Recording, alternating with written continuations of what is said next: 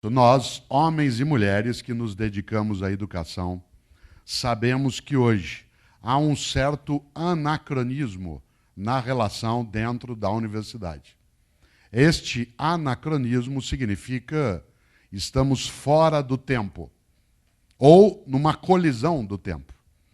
Insisto, aquilo que foi levantado ontem aqui na abertura e hoje também de manhã. Nós vivemos um mundo hoje em que há uma veloz mudança nos modos de fazer, de pensar, de atuar. Qual é o grande risco, o grande perigo? Como eu dizia antes, nós ficarmos satisfeitas ou satisfeitos. A satisfação paralisa, adormece, entorpece. Há um grande escritor brasileiro, já falecido, chamado Guimarães Rosa, e ele dizia, e é verdade, o animal satisfeito dorme. O animal satisfeito dorme. A satisfação nos conduz a um estado perigoso de tranquilidade. Por isso, numa tarde como hoje, eu queria pensar em algo que eu considero uma virtude. A primeira grande virtude de um professor para uma universidade é que ele tenha o que eu estou chamando de insatisfação positiva. Ou seja, que ele ou ela não se contente em saber apenas o que já sabe, em ensinar apenas no modo como já ensina, em formar na maneira como forma. Um dos meus filhos, que tem 35 anos, quando ele tinha 18 anos de idade, ele um dia estava em casa ouvindo no quarto dele um rap, uma música norte-americana. Eu gosto de rap, do rhythm and poetry, mas não é qualquer rap que eu gosto. E eu, filho de italiano, na sala ouvia ópera. Quem aqui gosta de ópera sabe que ópera nós ouvimos um pouco mais alto. E o André saiu do quarto dele e veio até a sala para me repreender. Hoje ele gosta de ópera, na época não. Aliás, eu estava ouvindo uma área do Puccini chamada Mio Babino Caro, que é maravilhosa. Aqui, os sacerdotes que já fizeram casamento sabem que é muito comum as noivas escolherem essa área para a hora da bênção das alianças. O que é algo estranho, porque ou a pessoa não entende de ópera, ou ela entende muito de casamento. Porque a área fala de uma menina que vai se matar. E a pessoa pede para que toque no casamento. Não sei se vocês se lembram, é maravilhoso. Mio babino caro, né? Meu papaizinho querido. Aliás, a música ela canta, tende piedade de mim. E a pessoa coloca, de fato, na hora da bênção das alianças, que é uma coisa estranha. Quer ver? Ó.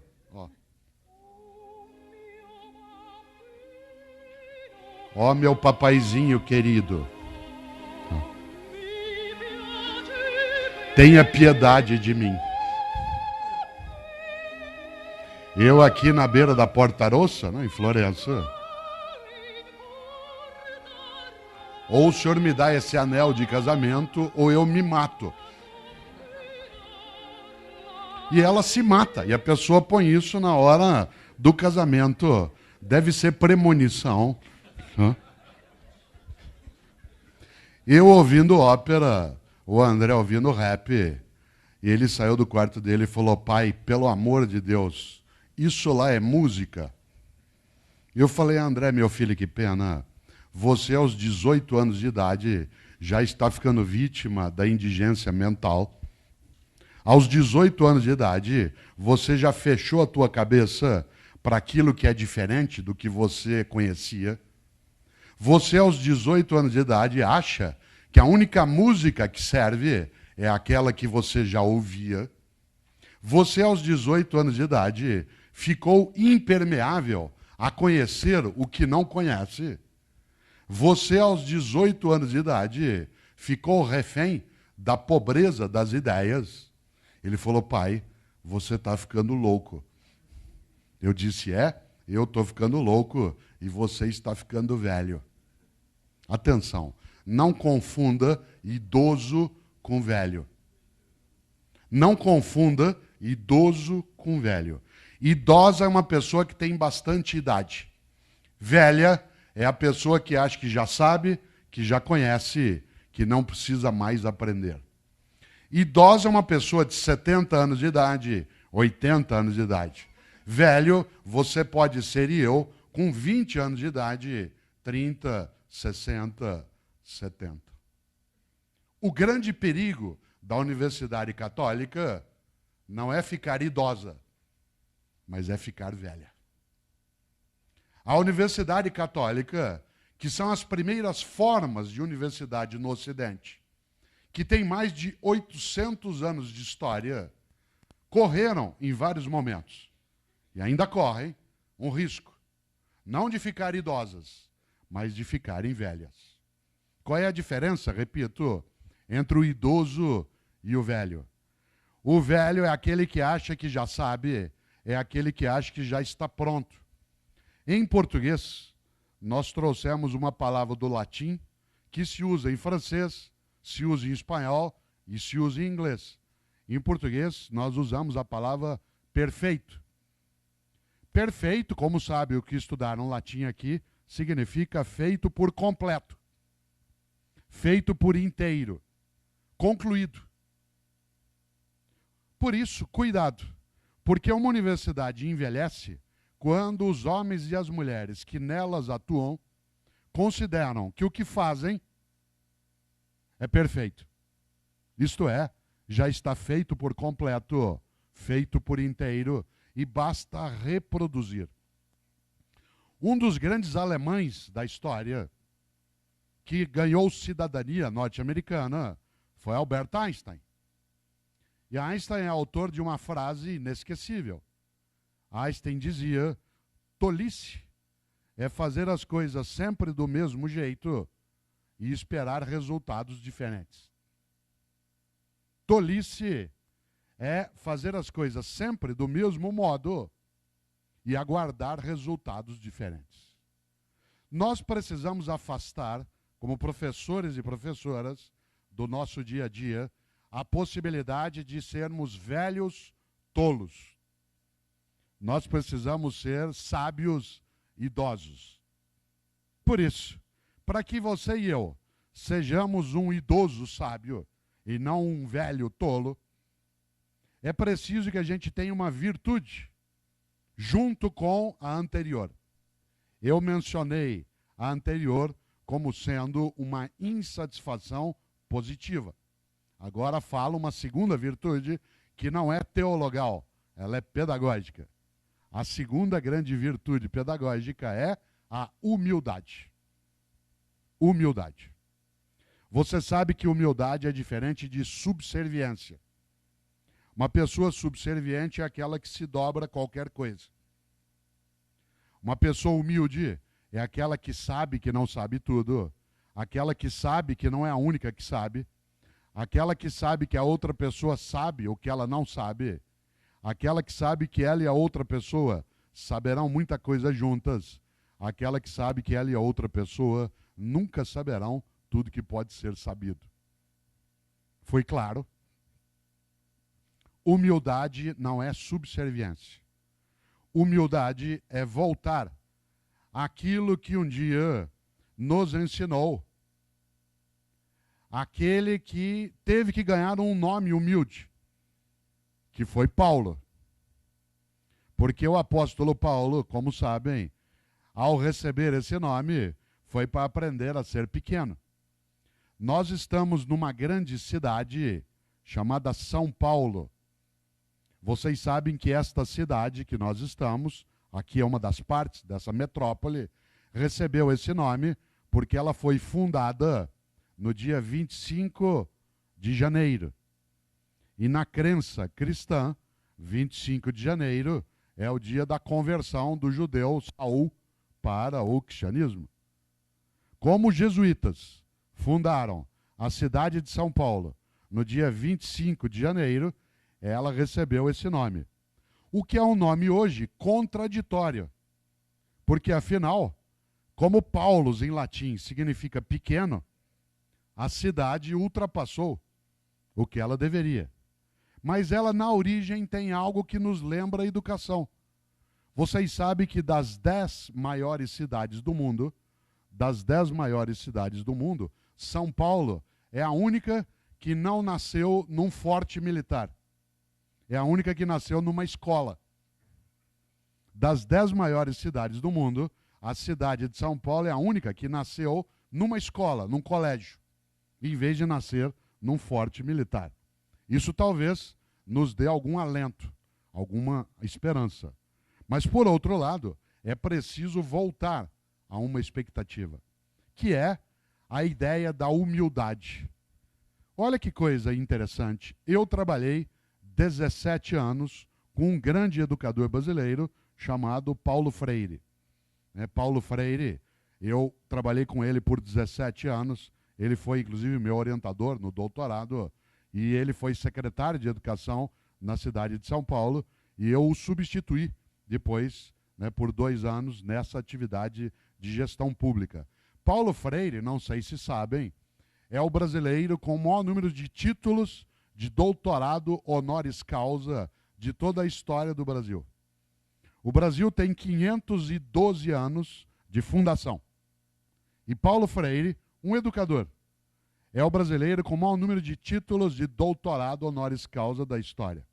Quando ele morreu, em 1997, ele já houvera recebido 36 títulos de doutorado. Oxford, Cambridge, Bolonha, Paris IV,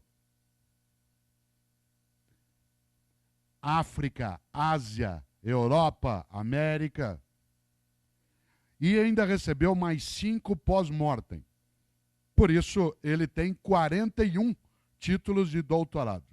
Aliás, Paulo Freire sozinho tem mais títulos de doutorado do que os 3 brasileiros que vêm depois dele juntos. E é claro, Paulo Freire tinha uma coincidência. Se chamava Paulus. E Paulo Freire era um homem absolutamente humilde. Jamais subserviente. Tanto que ele trabalhou anos exilado no Conselho Mundial de Igrejas, na Europa, para não precisar, ao voltar ao Brasil, ter de negar a sua convicção de que educação não é para domesticar, mas é para libertar. Que educação não é para alienar, mas é para oferecer autonomia. 15 anos de exílio, nem para o enterro, o sepultamento da mãe dele, ele pôde voltar. Era humilde, mas não era subserviente. Por isso, uma universidade católica precisa ser humilde, mas não pode ser subserviente. Humildade para saber que crescemos, mas não pode jamais esquecer a história que carrega, a tradição que comporta, a importância que protege. Humildade, sim. Subserviência, covardia, aquilo que os romanos chamavam de, não sei como seria a tradução agora para os nossos tradutores, mas aquilo que em latim, em italiano se falava de ser pusilânime. Pusilânime. Uma pessoa que é covarde, que é pequena. A Universidade Católica tem que ter humildade e nós, professores, dentro dela também. Mas jamais subserviência, porque nós temos história, tradição, capacidade de nos orgulharmos sem arrogância, sem soberba, mas com orgulho da nossa trajetória, da nossa história. E Paulo Freire, um homem absolutamente humilde, que ensinou por 17 anos numa universidade católica. Porque quando ele voltou do exílio, em 1979, a primeira pessoa que foi ao aeroporto buscá-lo foi o cardeal Paulo Evaristo Arnes. Outro Paulo.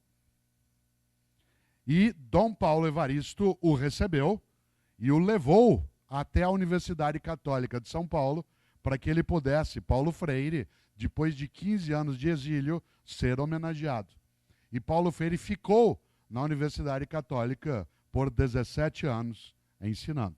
Aliás, ele foi recebido no teatro da Universidade Católica em 1979 e o corpo dele foi encomendado nesse mesmo teatro em 1997, quando faleceu. Paulo Freire, olha na minha mão se você puder. Olha na minha mão. Paulo Freire era um homem tão grande que ele sabia que era pequeno para poder crescer. Gente grande de verdade sabe que é pequena e por isso cresce. Gente muito pequena acha que já é grande e o único modo dela crescer é se ela diminuir outra pessoa. Digo de novo. Gente grande de verdade sabe que é pequena e por isso cresce. Gente muito pequena acha que já é grande e o único modo dela crescer é se ela baixar outra pessoa.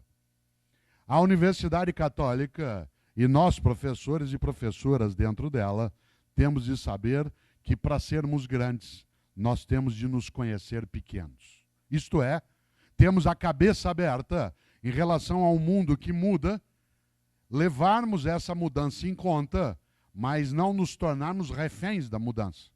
Isto é, termos humildade sem subserviência.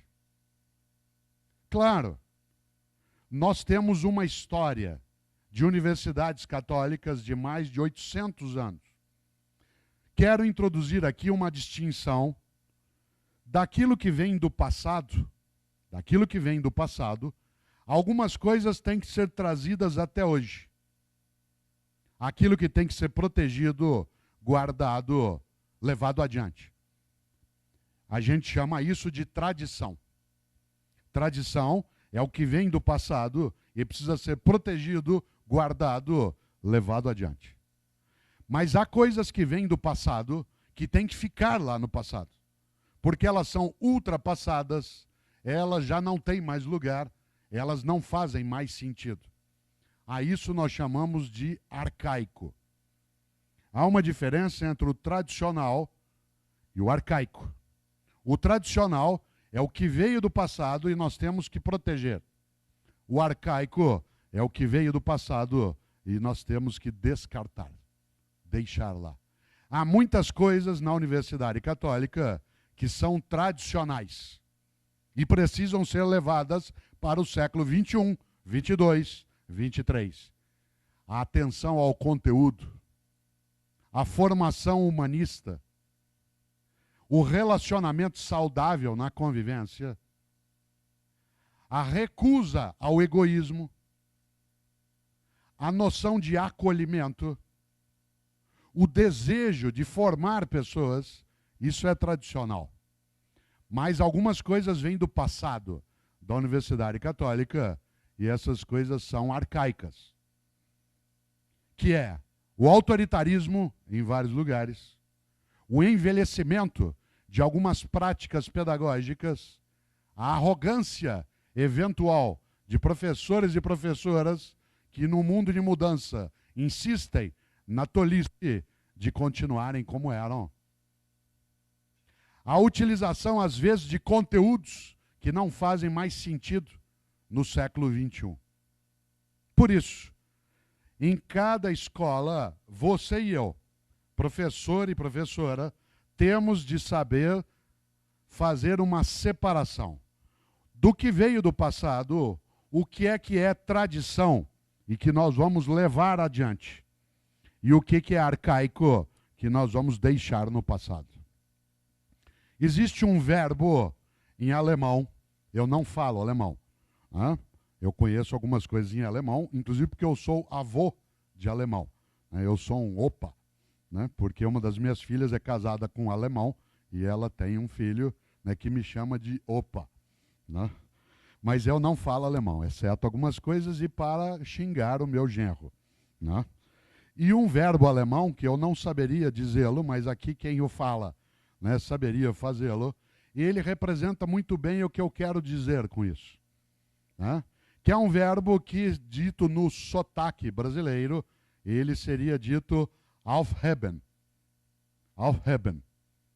Que é um verbo em alemão que tem 3 significados ao mesmo tempo. Esse verbo, muito utilizado por Hegel no século XIX, tem 3 sentidos. O primeiro significa negar. O segundo é proteger. O terceiro é elevar. Negar, proteger e elevar. O que eu quero dizer com isso? O professor e a professora, na universidade e na escola católica do século XXI, de nível superior, precisa ser capaz de negar aquilo que não tem mais lugar, que é arcaico. Como eu dizia, certo autoritarismo, certa recusa aos conteúdos contemporâneos, certa arrogância em relação ao modo de relacionamento. Isso tem que ser negado. Algumas outras coisas têm que ser protegidas, isto é, guardadas e trazidas do passado com carinho, com cuidado. Atenção humanista, verificação dos conteúdos, a organização de uma escola que faça aquilo que os gregos chamavam de paideia, em vez de apenas dar uma conexão técnica.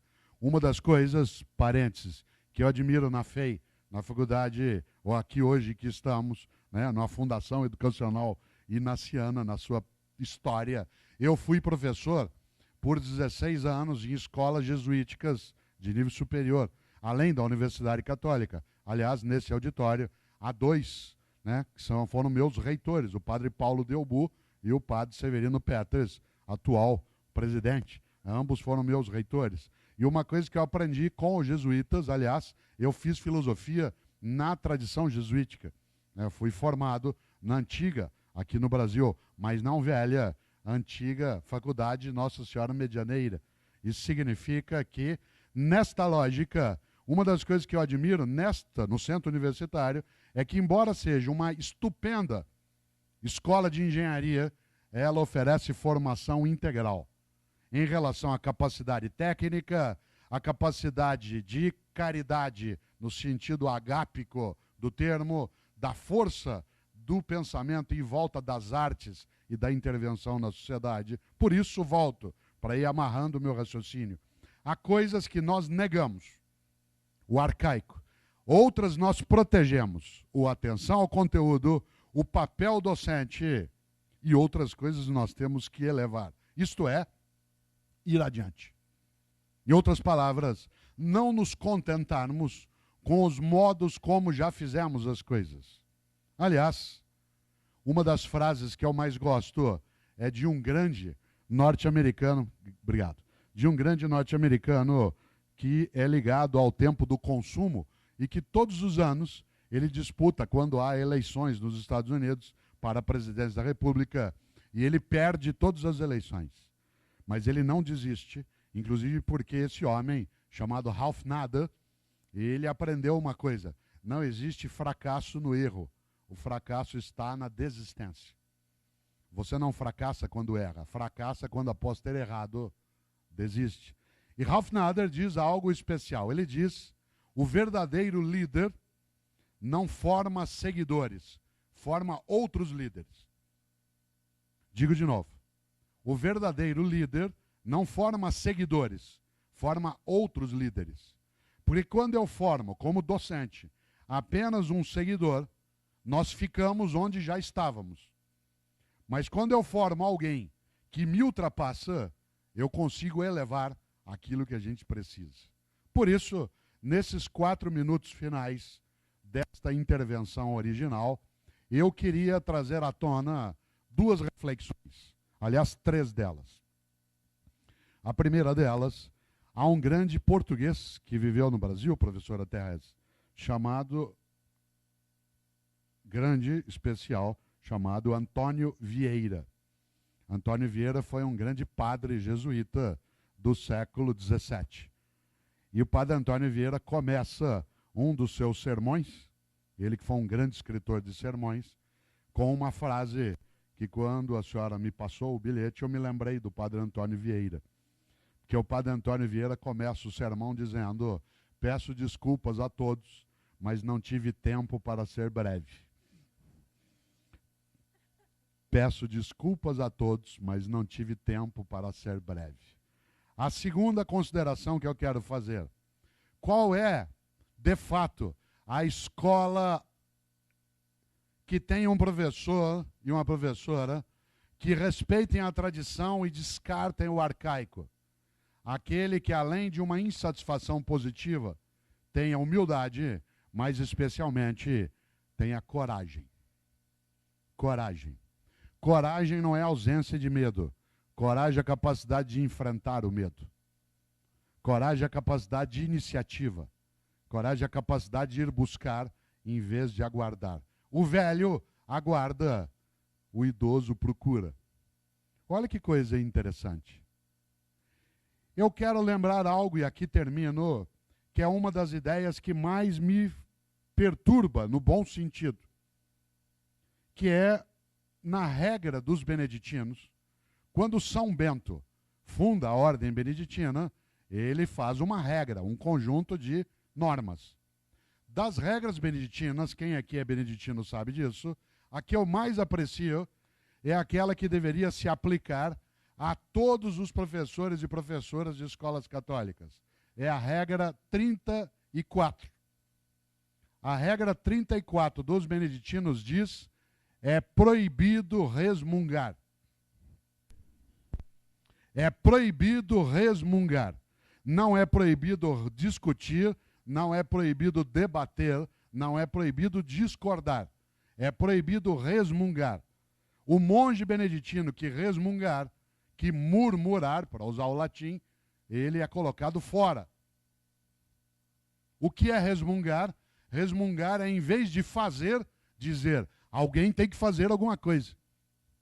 Resmungar é andar pelos corredores dizendo que algo tem de ser feito. Resmunga aquele ou aquela que, em vez de acender uma vela, amaldiçoa a escuridão. O resmungante, e aí eu termino, vou terminar.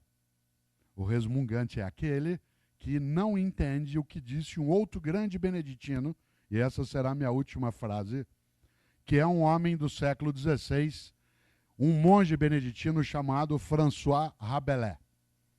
Para quem gosta de literatura francesa renascentista, François Rabelais, para usar o sotaque francês, tem uma frase que eu vou dizê-la 2 vezes, inclusive para que a nossa tradução fique bem adequada. Rabelais dizia: conheço muitos que não puderam, quando deviam, porque não quiseram, quando podiam. Digo de novo.